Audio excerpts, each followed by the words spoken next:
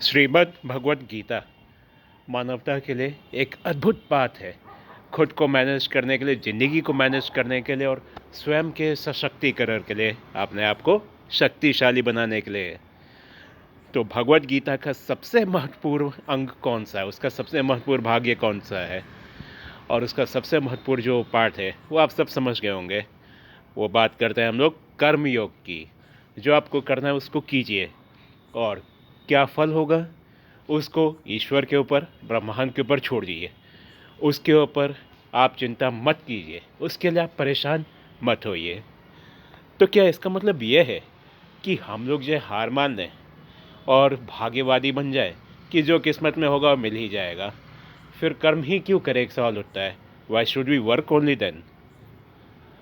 उल्टा इसका मतलब ये नहीं है। भगवत गीता में तो ये कहा गया है कि जो भी मनुष्य कर्म के भरोसे बैठा रहता है वो कमज़ोर है, वो आसक्त है और ये मनुष्य का धर्म नहीं है। कर्म ही परम धर्म है। तो लेटिंग गो का, किसी भी चीज़ को सरेंडर कर देने का, इसका अर्थ क्या होता है समझते हैं हम लोग। मान लीजिए आपने सेब के कुछ बीज लिए और उन बीजों को आपने ज़मीन में डाल दिया और आपने सबसे अच्छी क्वालिटी के बीज लिए हैं सेबों के लिए, और साथ ही साथ आपने मिट्टी के ऊपर बहुत ज़्यादा मेहनत की और उस मेहनत से आपको यकीन है कि सेब का वृक्ष उगेगा और उस पर बढ़िया सेब आएंगे। कुछ चीज़ें तो आप सोच सकते हैं, पहले से अनुमान लगा सकते हैं, जैसे सेब कब उगेंगे, कैसे उगेंगे, कितने उगेंगे। एक आपको तजुर्बा होगा, एक आपको नॉलेज होगी उस चीज़ की, तो आप उसका इंतज़ार करेंगे। और आप एग्जैक्टली नहीं बता सकते कि सेब किस टहनी पे फरेगा, which branch will the apple blossom, you won't know. But आपको पता है कि सेब मिलेंगे, अच्छे मिलेंगे।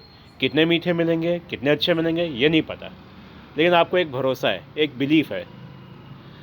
और बिलीफ होने की जगह मान लीजिए आप एकदम परेशान हैं, फ्रस्ट्रेटेड हैं, डेली देख रहे हैं कि कब उगेगा सेब, क्यों नहीं आ रहा सेब, ये सेब अभी इतने छोटे क्यों हैं, ये सेब सही से फले क्यों नहीं है।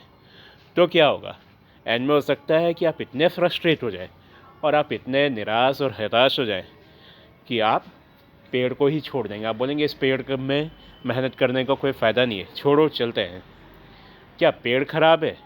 उस पर तो फल आना ही है, वो निश्चित है। लेकिन यहाँ पे क्या ख़राब हो गया कि आपने पेड़ के ऊपर भरोसा नहीं किया। It is about not having belief on the universe. Universe के ऊपर आपने भरोसा नहीं किया, आपने एनवायरनमेंट के ऊपर भरोसा नहीं किया, आपने उस पेड़ के ऊपर भरोसा नहीं किया। और उस बिलीफ की कमी, उस विश्वास की कमी से आपने उसको छोड़ दिया और आपको फल नहीं मिला। आप कंट्रोल करना चाहेंगे कि कब पेड़ से फल निकलेगा, किस जगह निकलेगा, कितना निकलेगा, तो आप परेशान होंगे, तो आप फ्रस्ट्रेट होंगे। लेटिंग गो का यही मतलब है, आप अपना कर्म कीजिए, अपना बेस्ट दीजिए और जो आपका कर्म है उसको पूर्ण करने के बाद एक खुशी लीजिए और इस भरोसे के साथ चीज़ों को लेट गो कर दीजिए और देखिए फल मिलेगा, निश्चित मिलेगा। और अगर फल नहीं मिल रहा है तो इसका मतलब ये नहीं है कि आपके कर्म में कमी है। इसका मतलब ये भी हो सकता है कि आपके विश्वास में, आपकी बिलीफ में कमी हो।